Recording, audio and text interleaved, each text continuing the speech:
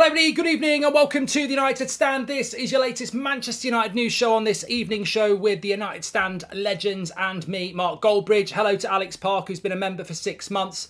I hope you're doing very, very well. Lots to talk about on the show. There is a bit of breaking news from Fabrizio Romano, a delay for ONANA. He won't be doing his medical tomorrow. In fact, he won't be doing his medical until later in the week. Man United will have already flown to America. If you're going to the game in New York, it's not looking good, bruv, if you want to see ONANA. Also, Atalanta have set a deadline on a Rasmus Hojlund deal. We'll be talking about how much he's worth and how long Man United might take to do this deal. West Ham getting frustrated with Harry Maguire. Eric Ten Hag looking at a big clear out. There's a lot to talk about, and what a show it was this afternoon with Beth and Romano as well. Loads to get into. Before anybody comments about my left eye, yes, I have injured my left eye. It looks like I've been crying. The bottom line is I poked myself in the eye with a vibrator. I mean, with a vibrator. I poked myself in the eye with a vibrator? No, I didn't. I don't know why that's on my mind. I poked myself in the eye with a violin stick. It is probably going to end up with me going to casualty because it's bloody killing and I know it's bloodshot. A vibrator in the eye probably would do a lot of damage, but no, basically one of the kids plays violin. I was tidying up and inadvertently moved it and caught it in the corner of my eye, and it's bloody killing. It's a bad reaction and it really hurts, but I've put a bit of I've cleaned it, bathed it, and we're just gonna have to see how it goes. But yes, yeah, I'm not crying about anything United related there. Let's get on with the show anyway. We're going to start off with what Fabrizio Romano has said, and he's basically said this in the last few minutes. Andre Onana will not fly to Manchester today, despite reports he's still in Milan with his camp. No announcement today, waiting to travel to England later this week for the medical tests. United are busy preparing documents on the player and contract side. So, look, I'm sorry to say, more delay. The Mason Mount deal took a long time, and the Onana deal has taken a long time, and it's going to take a lot longer because United haven't finalised the contract or prepared to be even able to do the medical yet. Now, Here We Go has been done. The deal will be done. But I think we had this with Jadon Sancho, didn't we? Didn't we have this with Sancho where we had Here We Go and there was a massive gap between getting the medical done, etc. So, look, it will get done. People are saying it was a vibrator. It was a slip of the tongue. But the reality is, oh God, this show's just... can I go to hospital and you can just chat about the vibrator? But I think with... look, Onana to Man United is going to happen. The concerning thing is, when does he join up with the tour? If he does a medical back end of the week, he's got to fly. He won't fly to New York. He'll fly to San Diego for the Real Madrid game, or Houston, sorry, which is quite. I think basically, Onana's not going to play in the Arsenal game, is he, in New York? Which is disappointing, of course. I mean, we don't have a striker, and we won't have a keeper for the first part of it. I would suggest a visit to the ER, says Inquisition. Abrasion is a very painful experience if that is what, and that's what it looks like. Thank you, Doctor Inquisition. But if it was, the good thing is, if it had been a vibrator in the eye, which it wasn't, it's a smooth object. Although if it's on vibration, which it wasn't because it didn't happen, you could have multiple thuds on your eyeball. I mean, that's part of the simulation, but it's not for that part of the area. We should have been sponsored by Manscaped. We should have been sponsored by Ann Summers. This show is not meant to be going like this. We're meant to be talking about serious conversations. Young King says it definitely was a vibrator. Okay, so look, what are your thoughts on Onana? I don't want to talk about vibrators. I want to talk about Onana. What are your thoughts about that? Are you bothered by the delay? Ultimately, from an entertainment point of view, we want to see Onana in New York. We want to see him playing against Arsenal. We want to see what it's like to have a goalkeeper like that. I think on Wednesday and Saturday with Tom Heaton and Kovar and whoever else maybe goes in goal, that's not the way we're going to play. So it's just fitness, isn't it? We're not playing the way we want to play. So, look, delays on the United side. But remember, it's a Murta Madness. Remember, it's a great summer. Remember, we're going for the title. You know, I don't know. I don't know. Anyway, let's move on. Hi, Mark. Who will we sell first? Says Dale. Well, we're going to talk about that in a little bit. But the story we were going to lead on, which was, we've got an interesting story coming in from West Ham and their frustration about Harry Maguire as well. The story we were going to lead on was Rasmus Hojlund. If you watched the show this afternoon with Fabrizio Romano and Beth, what a fantastic video that was. I was watching it and was very interested to see what Fabrizio had to say about Hojlund and Amrabat. Because remember, about an hour before Fabrizio came on the show, there was a story coming out that from Italy that we'd bid for Amrabat. And I tweeted, we haven't bid for Amrabat yet. Fabrizio comes on the show and says it's a nonsense. We haven't bid for Amrabat. Remember this morning, I said about, well, I've been saying for weeks about Rasmus Hojlund. He's the next target. He is the next target. Interestingly, from Fabrizio's side, Atalanta wants 70 million euros. Now, there's comments coming out from Atalanta. I don't know whether it's the president or the manager, but comments have come out that ideally they do set a deadline of July the 31st, but if not, maybe mid-August. But then they went on to say, but the problem with that is the transfer window doesn't close in mid-August, and if a really good offer comes in, it's difficult to ignore it. What that is basically, I'm at the bar and I'm giving you a wink. Not me. Oh, what am I doing with this show tonight? Where am I going? I'm blaming it on the eye. God, it's just not the way it's meant to be. What I mean is, the Atalanta president or manager or whoever has said our deadline is July the 31st, but probably mid-August. But then again, if a massive offer comes in, we'll take it. I mean, this is the equivalent of the old... And I don't know whether it works like this in clubs anymore because I don't go clubbing. I would have an injured eye if I did stuff like that. But basically, this is, you know, you're eyeing something up that you like. And I'm not talking about the bloody bar stool. You know, there's a person at the bar that you like. You know, they tick the boxes. And not that you should be stood with a clipboard going, yes, nice hair, nice figure. Looks like they're out for a good time. Yeah. Good smell. Yeah, they've had a shower. What I'm saying is, there's somebody at the bar that ticks all your fancies, and then they give you eye contact and they wink. You look around, they haven't got a lazy eye or a damaged eye. They've not done a goal bridge. They're looking for some action. That's what Atalanta are doing. They're basically saying, look, we are ready to do a deal with Manchester United, however long it takes. Mark Kennedy says, are the rumours around Amrabat true, and why is Hojlund the best we can hope for as a striker if he comes as good as he is? I love the content, says Mark. Well, we'll stick with the striker story. If we could get João Felix for 60 million, would you get him instead of Hojlund? We won't get him for 60 million, Daniel. But that wasn't the question. I would buy João Felix. I think he's a risk, but I like him. We should keep an eye, thank you very much, Hasha, on young Canadian talent. Kone, he plays in the Watford midfield and looks really promising, just giving a heads up, says Hasha. So look, I suppose the next step is, and Fabrizio has said this, and you know I've been saying this for a long time, that United want Rasmus, and Rasmus wants United, and Ten Hag wants Rasmus. So I believe it will happen, but the problem that we've got now, and we've seen it with the breaking news with ONANA, is that United take ages to do things, and this will take time. This deal's going to take time. I mean, I'm not even going to start going, you know, why hasn't it happened? Why hasn't it happened? I mean, why hasn't it happened is a good point. We haven't got a striker and we've needed one for 10 months, but we're at the start of this story with Hojlund, and it's going to take a long time. It is going to take a long time. I think that it's interesting that Fabrizio said 70 million euros. I saw Beth's reaction. I saw a lot of your reactions saying it's too much. We've just had a comment from one of you there saying, why are we going for Rasmus Hojlund at that price? There's better strikers out there. The honest answer is Rasmus Hojlund, 70 million euros. I'll come back to that in a minute.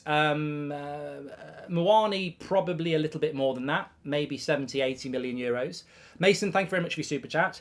Ramos at Benfica, 100 million euros. Harry Kane, unobtainable, 100 million pounds. Osman, unobtainable, 150 million euros. So there's not... I mean, look, people will be shouting Blahovic, but ultimately, Rasmus Hojlund. Good point, Michael. Thanks for reminding. You know, when I don't talk about my eye, I don't think about it. I want to just talk about football. But, you know, I think that what people forget is that Erik Ten Hag wants Rasmus Hojlund. So why aren't we going for Vlahovic? Why aren't we going for anybody else? Hi, Mark. Should we turn a blind eye to Fred? You can have one of them, Andy. But I feel like I better be careful with that. I might poke the other one out. The reality is, I think with Rasmus Hojlund, this is the player that Erik Ten Hag wants. So you either get on board with it or you don't. some people didn't get on board with the Mason Mount deal. I've seen, surprisingly, some people starting to worry about the ONANA deal now. Seems to me like there's always an undercurrent with Ten Hag, and I don't know where it comes from, and I don't get it. But he wants Rasmus Hojlund. Now, on the price, I wish we could get Paulina, says Igshan. Well, he's better than McTominay and he's better than Fred. I don't disagree. I think he's a good player. But on Rasmus Hojlund, 70 million euros, people are going, 70 million euros, it's too much, it's too much. I can't do Beth's voice, that's just the random voice. But 70 million euros is too much. And I don't necessarily disagree with it, but it's 70 million euros, 63 million pounds for a striker that Bayern Munich are interested in. 63 million pounds for a striker that's got loads of potential and Erik Ten Hag wants. It's not a terrible deal, and he only moved to Atalanta a year ago, so they will put a price on Hojlund because they've only had him for a year, and also I think if he stays a year at Atalanta, he'll be worth 80, 90. So remember that 70 million euros is 63 million pounds. And the information I've always had, now remembering I've been spot on with Hojlund a lot longer than anybody else. The information I've always had, and we'll try this again and we'll see if it comes true, the information I've always had on Rasmus Hojlund is between 40 and 50 million pounds and add-ons. So if 70 million euros is 63 million pounds, then logically, if what I heard was correct a few weeks ago, Man United will pay somewhere between 50 and 60 million euros, 40 and 50 million pounds, with add-ons taking it up to around 70, 80 million euros, which is absolutely fine. I don't mind paying 40, 50 million for Rasmus Hojlund and then add-ons taking it up to 70, 80, because the add-ons will be goals. And if he scores goals, you're not bothered paying 70, 80 million pounds for a striker. And I think that's what will happen. So I think people are getting their knickers in a twist about the fee. But remember, this is, for me, the most important position in the team. What are your thoughts on Johnny Evans training with us? Fourth choice is Ali. We never should have sold Johnny Evans all those years ago under Van Gaal. And that was nearly 10 years ago. We shouldn't have sold Johnny Evans 10 years ago. There is absolutely no way Johnny Evans should be at Man United now. Harry Maguire is better than Johnny Evans. End of conversation in my mind. Hi Mark, ONANA will be a great signing, but with the AFCON this season, Suzuki will be a must. Not sure if you've covered this already. Keep up the great work, says Chris. Chris, I'm going to sit you down. Brother said, sit you down. I'm going to sit you down. My mother said, sit you down. Oh, stop there. Chris, I'm going to sit you down. The AFCON is irrelevant, not because I don't like the tournament, but because ONANA has retired from international duty. Mic drop. Next one. Hi, Mark. Can you wish happy birthday to my fiancée, Julia? Says Andrea. Can we get a lovely happy birthday to Julia? There we go. Happy birthday. Lil says, I'm confused with reports about Maguire. Some are saying he's ready to leave, but others are saying he doesn't want to go. His PR team stinks, says Lil. Erik Ten Hag did use Haaland and Vlahovic is better. I say get him instead. We can get both with sales, says Kay. Taking my young boys to their first ever game in New York. The ONANA deal dragging on was torture on them, knowing that now they won't see him. Gary, this is the thing. Manchester United, some would say they don't have to think of their fans. I would say you do. I think that superiority, ignorance is not a good thing. One thing the United stand is, and this community is global, diverse and welcoming. We will have different opinions, but nobody's not welcome. I think there are certain areas of the fan base that, do isolate and preclude and exclude people. And I think the club do it as well. People have paid a lot of money to watch these games in America. People are paying a lot of money. I don't think it's acceptable what United are doing on tour again. But above all of that, I don't think it's acceptable that the manager can't build his team because he hasn't got key components in pre-season. Also, I played the game, says Stephen.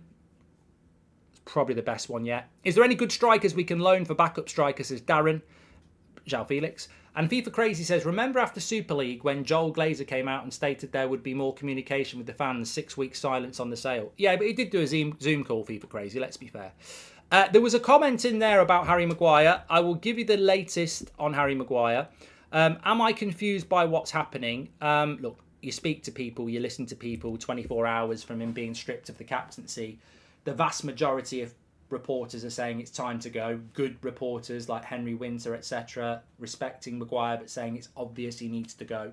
So everybody universally agrees he's got to go. There's been some good stuff written about him that, he can still be a really good defender, but he needs to leave Manchester United. There's been some bad stuff written about him, saying he's the worst Manchester United captain in Premier League history, and, what is he waiting for? But ultimately, the truth of the matter is Ten Hag has told him to leave. Now, Harry Maguire is rumoured to be disappointed, angry, upset, unwilling to go, wanting to go. I don't know what the truth is. But I think that... I'm doing it on myself now. That bloody vibrator. But I think with Harry Maguire, it's wake-up time. It's wake-up time. It's interesting, actually. I was reading on, I think it's a website, Claret and Hugh, which is West Ham. West Ham are rapidly losing interest in making any further moves for Harry Maguire. A source made it clear he has no interest in joining West Ham and that the club would not be pursuing their interest. Source went on to say Harry Maguire is unready to take a pay cut and is not keen to leave Manchester United for West Ham at this stage of his career. Well, look, if United can't sell him, they'll have to keep him. This has happened before. But I think Maguire doesn't do himself any favours here. You're not Mr. Popular at Manchester United anyway. And I'm speaking pragmatically here. I'm not talking from Mark Goldbridge. I'm not talking from the United stand. I'm not talking from the United fan base. I'm looking at this completely pragmatically. There was a poll done the other day on who Man United should sell, and Harry Maguire had 85% of the vote before he even had the captaincy taken off him. Of course, there are people that respect and like him, but on a footballing sense, nobody wants him to stay. And he's not the first footballer at Man United or any other club that the fans have wanted to go. Liverpool fans want Fabinho to go. It's the circle of life. It's the circle of football. Nobody wants him to stay, and nobody wants him to play. So staying at the club, it's just pure stubbornness. And what are you trying to prove? Apparently, you've got nothing to prove. So I don't know why you would want to stay. And the bottom line is, speaking pragmatically, because you know what I really think, but speaking pragmatically, for anybody who's close to him, they need to be telling him, you're going to lose your England place. Your England starting centre-back, rightly or wrongly, you are. You're going to lose your place. You've lost the captaincy. You're nowhere near the United first team. You're going, even if you get in that United team because of injuries, people are going to be scrutinising everything you do because they don't want you to play. And you're going to lose your England place. You've got to go. So I don't know what to believe from the press, but to be honest with you, I think Harry Maguire knows he's got to go, and I think he's going to try and find the best move for him. I'm not particularly worried about the West Ham thing, because it wouldn't surprise me if he thinks he can do better. I think that's the story with West Ham. I don't think he's saying, I don't want to go to West Ham, I don't want to take a pay cut. I think he thinks he can do better than West Ham. And remember, he only got told yesterday he's got to go. So there's been talk of Chelsea, Spurs, Newcastle, the European clubs, even Saudi Arabia.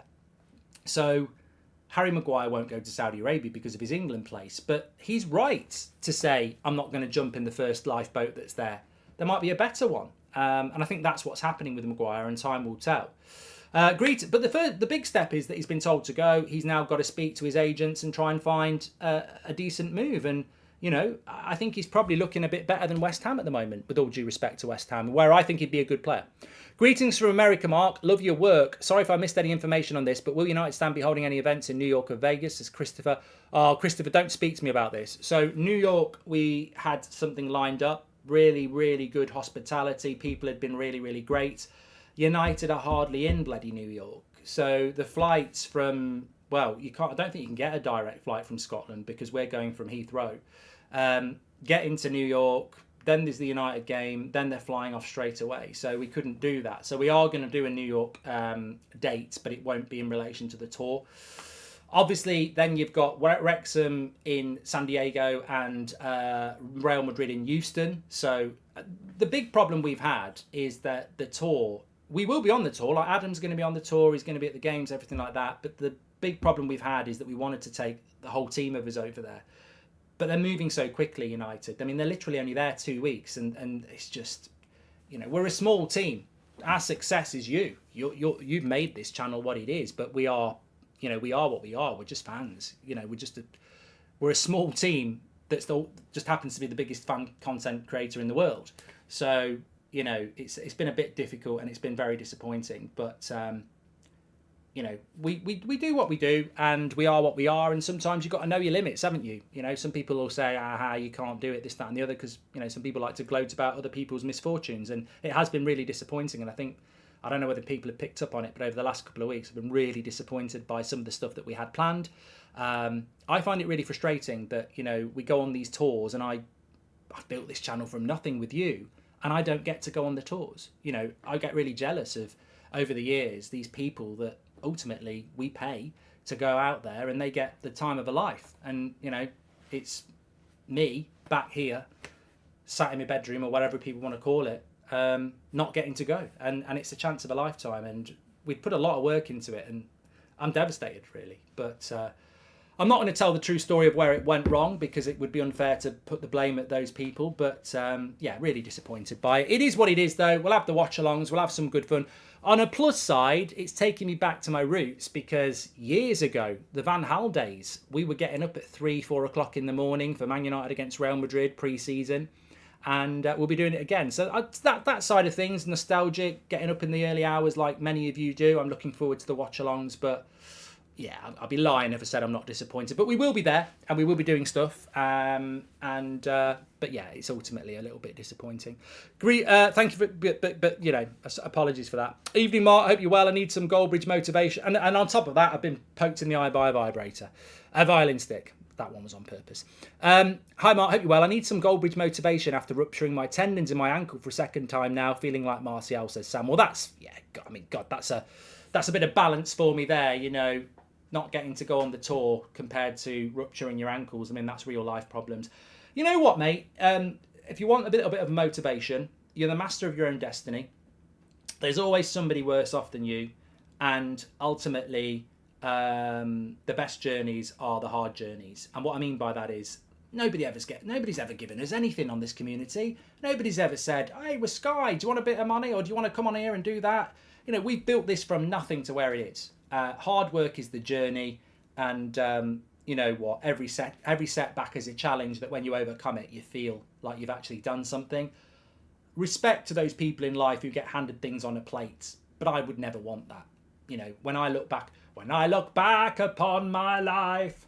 No, but when I look back on what many things I've done in my life and what we've done here is, you know, it's pure. We built it from nothing. We've had so many liars and so many backstabbers and so many people, you know, trying to cause us problems over the years. And we've still managed to do what we've done. So my message to you and your ruptured ankle is it's bad news. Acknowledge the bad news. Always acknowledge the bad news. But, you know, take it on. Take the challenge on. And let us know how you go, mate, as well. I'd be very interested to know. Hi, Mark. I don't really rate Hojlund. I'd be more interested in that young American in the Bundesliga. Yep, Ellie. I know I said that we've been going for 7 years, but it was probably 7 years ago, and I still didn't get caught out by the word or player Eric, second name Shun. That's bad. That's really bad. I don't want certain people in attendance, albeit the Glazers. Even though we're about to go to the US, I bet the Glazers still don't show. I don't think the Glazers will be at any of the games, Damo. I don't think they've done it before. Mark, the entire team is welcome in India. We cover 5 to 6 towns with huge numbers of United fans. Mojo, you know what? I've got to say, I don't know what United will do in the future, and I want to get back on the news, but we are a massive community. We are a worldwide community. I don't know why Man United and other clubs don't do tours of India. I don't know why we haven't been to South Africa for years as well. I don't get it. We've got such a huge fan base in South Africa, and we did do it. I think it was in the early noughties. I don't remember us ever doing India. Maybe I'm wrong on that. But, you know, it can't just be Asia and America. We've got to start, you know, taking the team to, you know, these other areas of the world where we're massively supported. And I don't know why they don't. You know, it's not that it's not lucrative. It's not that they won't get big crowds. I mean, India, best place for cricket, isn't it? It's fantastic atmospheres. I don't know why they don't.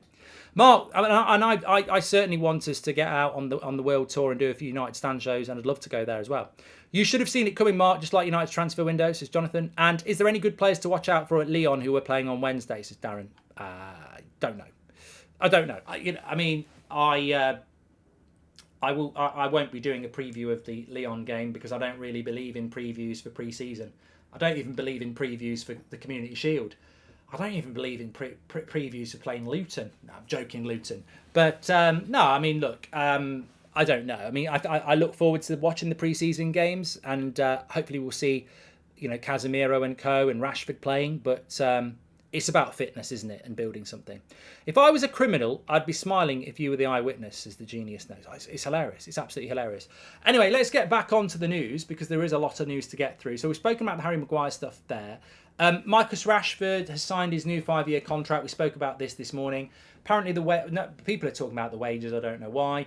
A report from Europe at Senti JFM, who is a writer for Mercato in France, is saying that Monaco want £34 million for Manchester United target Axel Disasi. Well, of course, if Harry Maguire goes, then that's probably where Man United go next. Now, Romano has said that Newcastle and Man United remain in talks with Axel Disasi.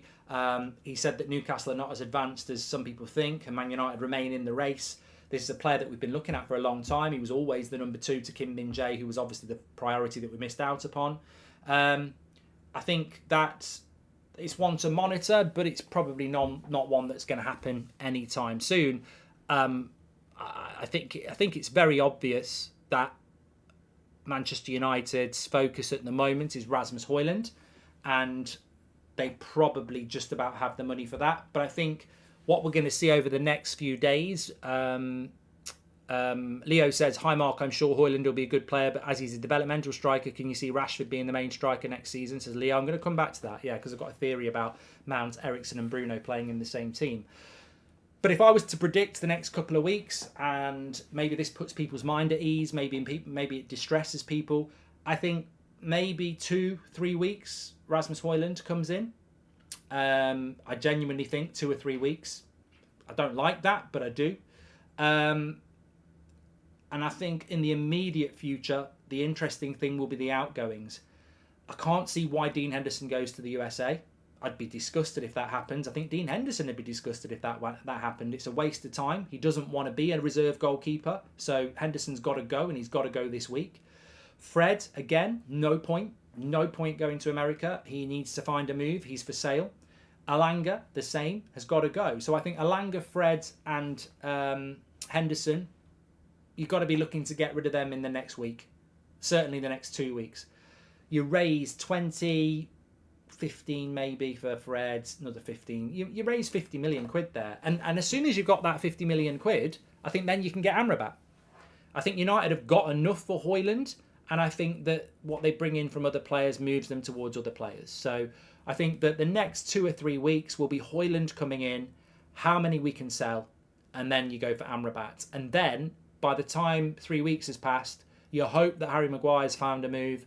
You hope that maybe McTominay wants to go.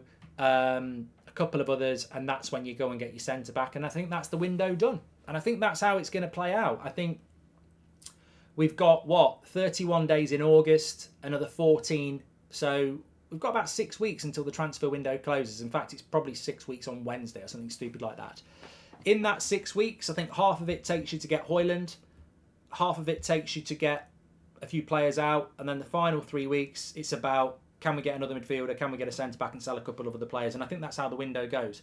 I'd love to say there might be a shock. I'd love to say that maybe there'll be a little bit left to get João Felix in on loan. But I don't really see any major shocks now. I think that Hojlund, Amrabat and a centre-back is as good as it's going to get, incoming-wise. Outgoings, Fred, Henderson, Alanga. And then, you then say maybe Maguire, maybe McTominay, maybe Donny. And if you do get rid of those, it might give you a little bit of money at the end of the window. And I think that's how it plays out now. The big thing is, and I don't think it should be allowed to move away from the front of people's minds, is we're owned by the Glazers still. What the hell is happening with the sale? Raz says, I agree with AEYE. If it's starting to feel a bit better now, actually. What's going on with the Glazers? What's going on with the sale? That's the thing that irritates and frustrates me. I mean, just has it all been a dream? Has it all been a dream the last few months that we were up for sale? It just doesn't seem like anything's happening anymore. I mean, it must be about 5 or 6 weeks since the 5th bid from Al Thani. I despair, and I don't know why no one's writing about it either. It's almost like, I don't know whether anyone else agrees with me on this. It's almost like all the media outlets and all the journalists have been given an NDA and made to sign it. Do not report about the sale anymore because we want everyone to forget about it because we're staying. This is a complete prediction. I've not heard this from anybody, and I'm going to say this and move on to a very good super chat from Will. But I have this feeling at the moment, this daunting fear, that what the Glazers have been doing on the last 5 or 6 weeks is almost market research. They're basically saying, do we need to sell? What happens if we just stop saying anything about the sale? We carry on business as usual. What happens in the fan base? Can we ride it out? Because if it's just going to be Glazers out on Twitter and a few match day protests, we've had that before. And I just get the feeling they're just testing the market to see how the share price goes, how the fan base deals with it, because nothing's happening at the moment. And maybe they're just trying to kill the momentum of the sale, put it on the back burner. You know, I don't know. It just seems a little bit weird. I mean, I'm hoping that's not the case, and I'm hoping we're just suddenly at some point going to get, boom, we've been sold. But I don't know. Will Martin, and the worrying thing is nobody knows anything either, even the people in the know. Will Martin says, Mark, Piers Morgan said on TalkSport that Onana's basically a nobody and that he's never heard of him, whilst raving about Rice being world class. I tell you who's world class. Piers Morgan's a world class prat. He hasn't got a bloody clue what he's talking about. He wanted Arteta sacked because his best mate Aubameyang was crap. He wanted Ten Hag sacked because Ronaldo got sold. He wanted a striker bought this summer for 200 million quid. I mean, this guy is... I'm glad he's an Arsenal fan. I'm just ecstatic he's an Arsenal fan. Because if he was a Man United fan, he'd wind me up every second of the day. He is absolutely clueless. I mean, he just doesn't know what he's talking about.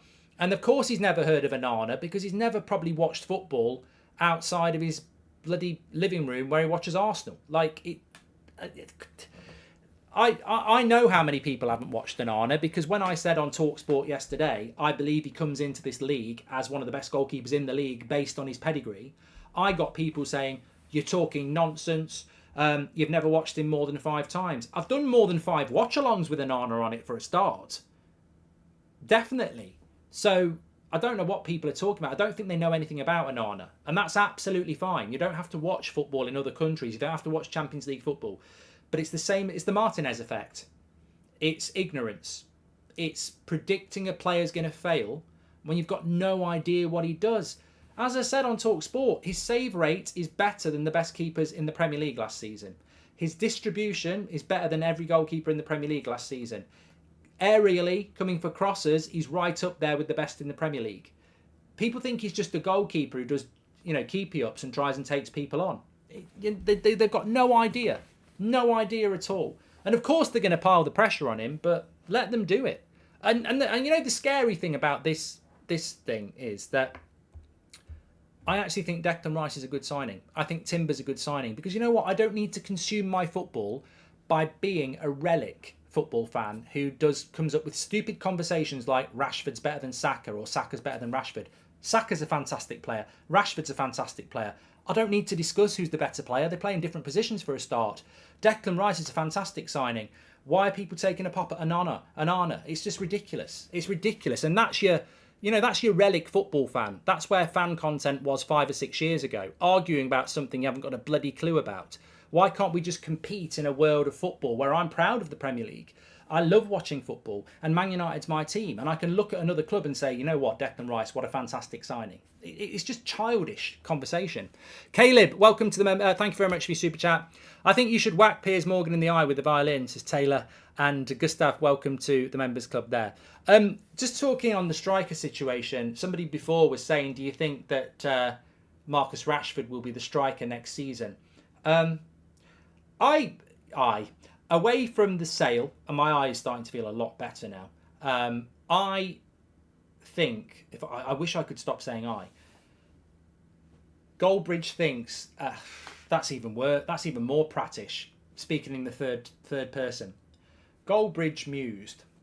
I think I'll go back to I. When I'm not thinking about the sale and transfers and sales and this pre-season that just looks a bit chaotic to me, I start to think again of the Wolves game. I start to think about the first few games of the season. And I start to think about it. And I think our first game of the season's actually, is it 4 weeks tonight we play Wolves? Must be about 4 weeks tonight. Mojo's just gifted 20 memberships. I start looking forward to that Wolves game. Not like excited. I mean, I'm looking forward, like I'm looking into the distance. And the thing that's got me thinking about that team at the moment is that Marcus Rashford is absolutely going to be starting up front. Whether you like it or not, Marcus Rashford is starting as the striker against Wolves. That's nailed on now. We won't have Hojlund for 2 or 3 weeks, and he ain't going to start after a week's training. So Hojlund will be on the bench at best. Rashford will start up front. So if Rashford starts up front, I then move to the next thing that I'm thinking. Erik ten Hag loves Christian Eriksen. Up until his injury, Christian Eriksen was a really good player. He came back from injury. He was off the pace. He had a bad FA Cup final. People think Eriksen's dusted. They think he's fell off. I think after a pre-season, he'll be back where he was before the injury. And where he was before the injury is probably one of Erik ten Hag's most important players. Now, whether I agree with that or you agree with that, it's what Erik ten Hag thinks. I think a lot of people are assuming that the midfield three is going to be Casemiro, Mount and Bruno, and that Eriksen's going to spend a lot of time sat on the bench. No, I don't think that's going to happen. I wouldn't be surprised if we saw a lot more than people think, a team that's got Eriksen, Bruno and Mount in it from the start. Now, the way you do that is, well, if obviously Rashford's playing up front, I think you see Mount or Bruno playing off the left. And I think that, I'm not saying I'm right on that, but I think it's a discussion as we start working towards it in future weeks. But I really don't think it's as easy to say, well, Mount's not going to get benched, Bruno's going to be the captain, and I don't think Eriksen automatically ends up on the bench with Manchester United. So we might be reading the room completely wrong here. People will be like, Rashford up front, Antony off the right, and Garnacho or Sancho off the left. If you know anything about Erik ten Hag, he absolutely adores Christian Eriksen, and he's obsessed with Mason Mount, and he likes Bruno Fernandes. And maybe the other scenario is Rashford goes on the left and Mason Mount or Bruno play as a false nine. But I don't think we'll start the season. I mean, I'm not going to do a bet, but let me just say here, if everybody's fit, I think Christian Eriksen starts the first game of the season. So I've said it. And I think Mason Mount starts the first game of the season. And I think Bruno starts the first game of the season. And if they all start, figure out a way to get them all in the team. I think one's on the left or one's playing at a false nine. How do you rate the transfer window now, says Dennis. Good question. How do you rate the transfer window now, everybody? And Thomas says, I'm looking forward to football back, but United's depressing me how slow they are signing and selling players. At 60, my blood pressure is high, says Thomas. Thomas, a little bit of a life lesson for you. You can only control what you can control. You can't control Man United's transfers. You can't control Man United's sales. We've just got to go along with it. And the best thing to do is have your say and then, try and relax. If we don't get Hojlund, could we get Sesko, says Yakin? No. Sesko's he's actually moving this summer to Leipzig, isn't he, from Salzburg, so that won't happen. How would I rate this transfer window so far? I'm just going to shout a few people out. Shane Simpson says a 4. Samuel Paul says a 4. Barry White, I wanted to sing a song then, 6. Stephen, 5. JT, 3. I'm reading out the members here. I will be unashamedly biased to the people who support the channel. The United Wings says 4. Powson says no. 3 out of 10 for IQ. Marvin says 5. There's a few 6s. There's a few 4s. I'd say the vast majority are I'd say 4.5 is probably the median score for this transfer window so far. Honestly, I think you're being a bit generous. If I was ranking this transfer window now, I'd give it a 3. Remember, ONANA hasn't signed yet, so you're asking me to give a score on a window that includes Mason Mount and no sales. And all right, Iqbal. I mean, I think 3 might be generous. I'd probably say 2.5. When ONANA's official, I'll probably knock it up to 3.5. But it's low.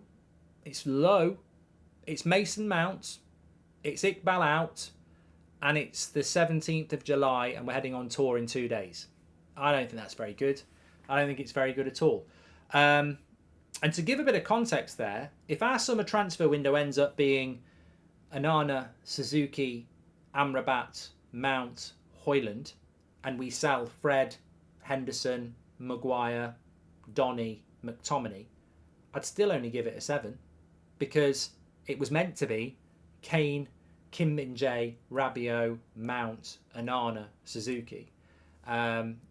So, look, I don't think we can end up with a transfer window even as good as last year because I already know that Ten Hag's missed out on too many major targets, and I already know that Ten Hag wanted his signings done by the start of July.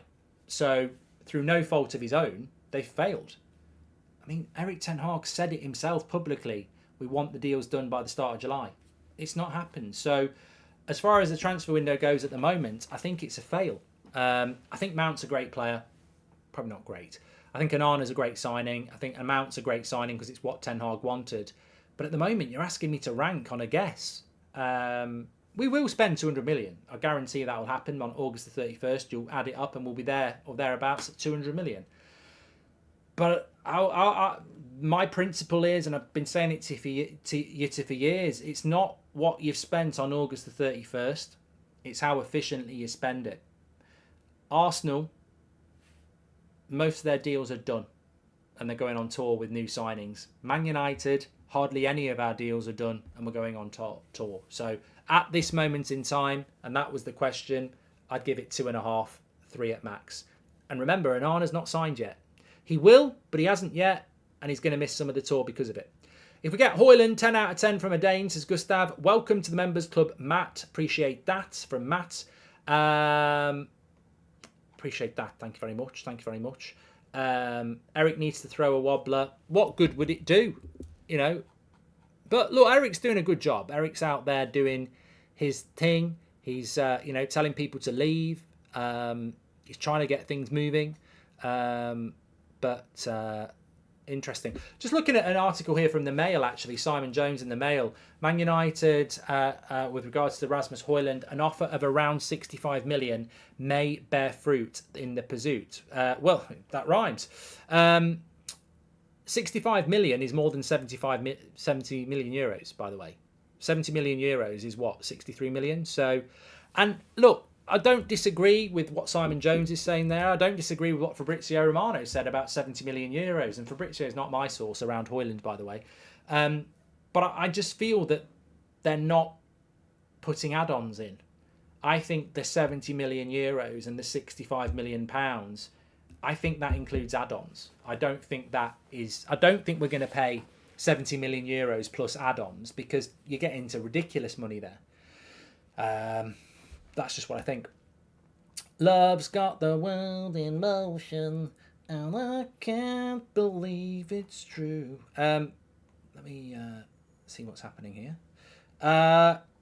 Somebody in the chat just caught my eye, pardon the pun, which is feeling so much better now. Let me just see if it's true.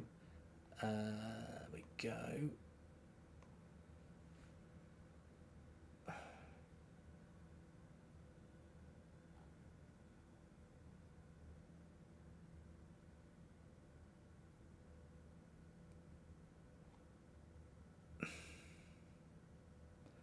Oh, God, they've put the vibrator story on Twitter. I can't believe it. United Stand, they've put the vibrator story on Twitter. Oh, I'm going to get ridiculed. Absolutely ridiculed.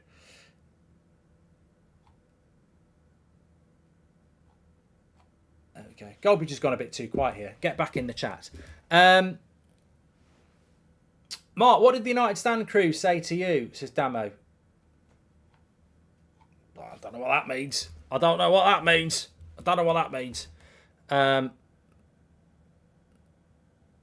Dipper says, thanks for having me on TalkSport. Hope I made a valid point. Yeah, very good show. And you were don't worry about being nervous, mate. Very, very good. Blink if you've been kidnapped, says True Legion. I'd be winking. I don't think I can blink the other way. Matt Tweed has just gifted 5 memberships as well. Are you disappointed about Onana? In some ways, you should be screaming and shouting about it. But we've had so many years of this. How many of us just brush it off and go, it's the Glazers, this is what happens with United? We've become indoctrinated and we've become effectively used to being let down. under the Glazers. I mean, I said this a few weeks ago.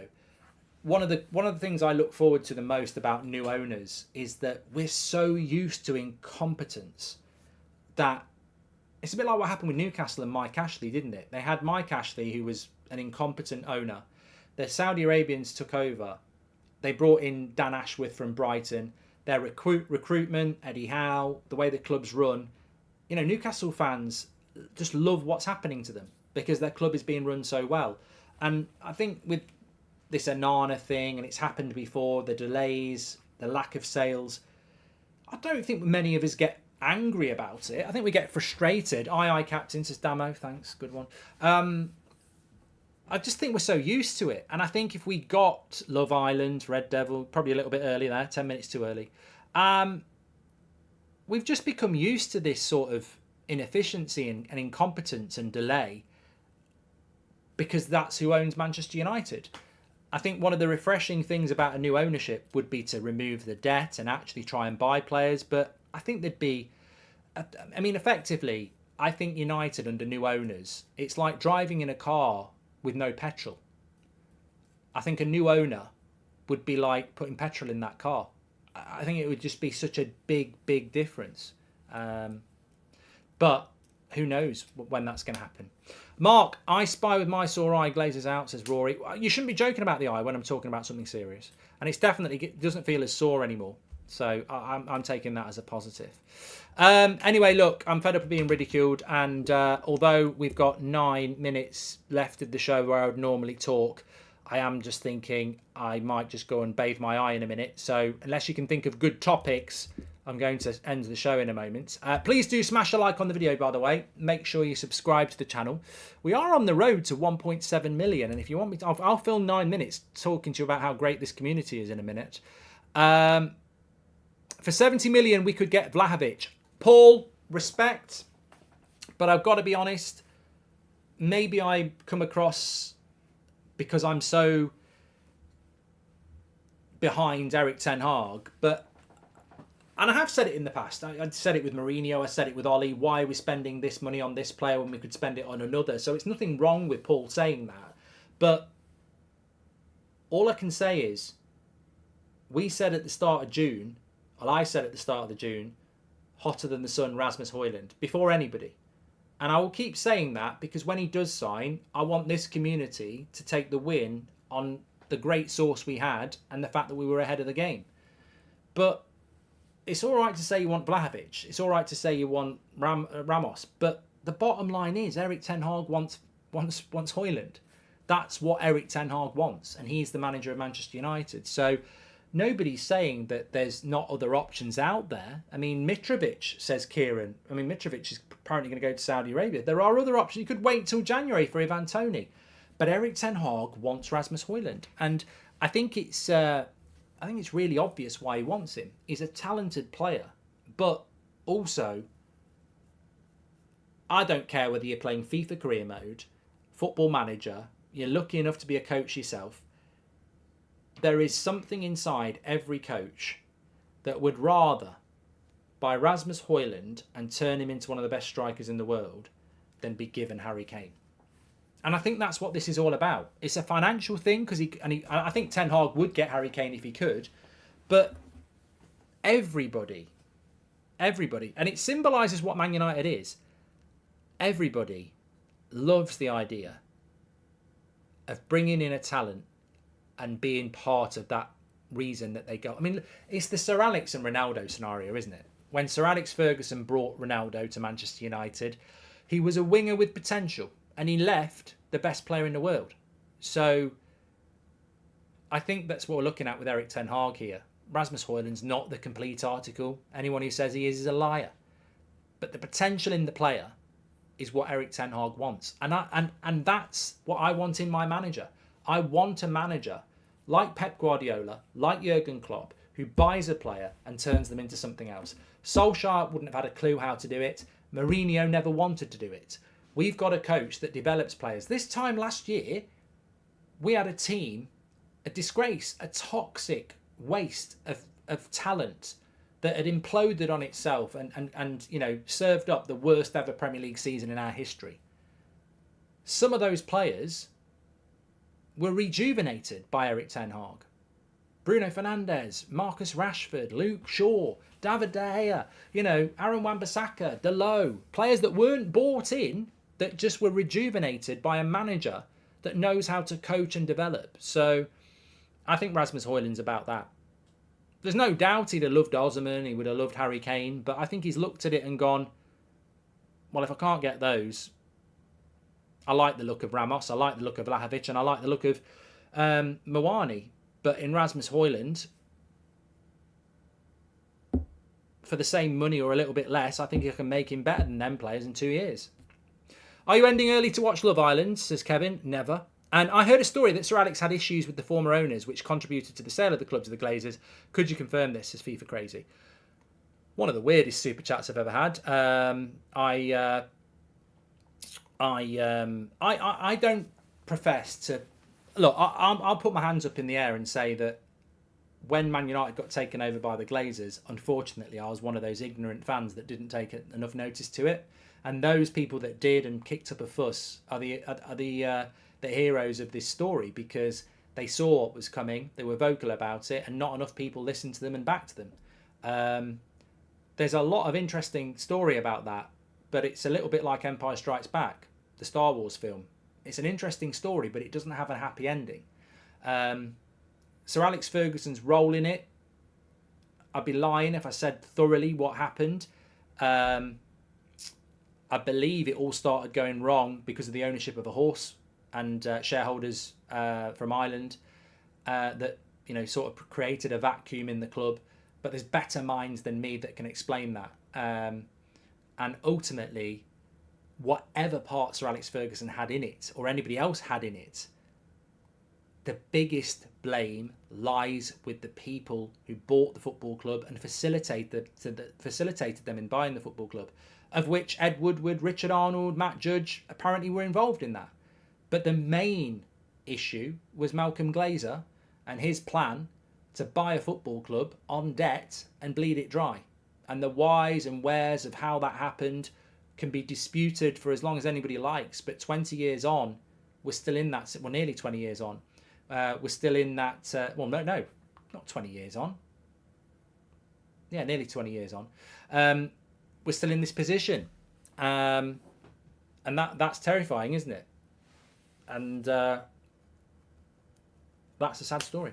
Onana and Suzuki, you said it's goalkeeping transformation at United. Could Hojlund and Felix on loan be the same for the striker, says Mojo?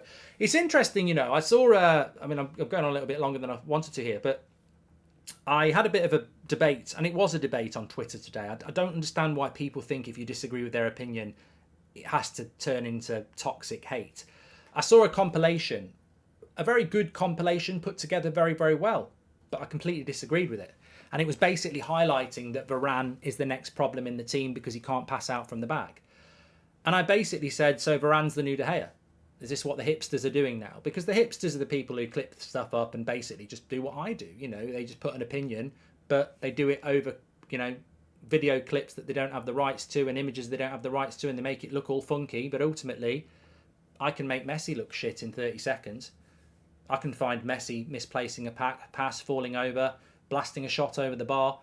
Anybody can do that. I just think that compilation clips, really, when it's showing somebody be bad, I don't really take a lot of notice of it because I think you can make anybody look bad.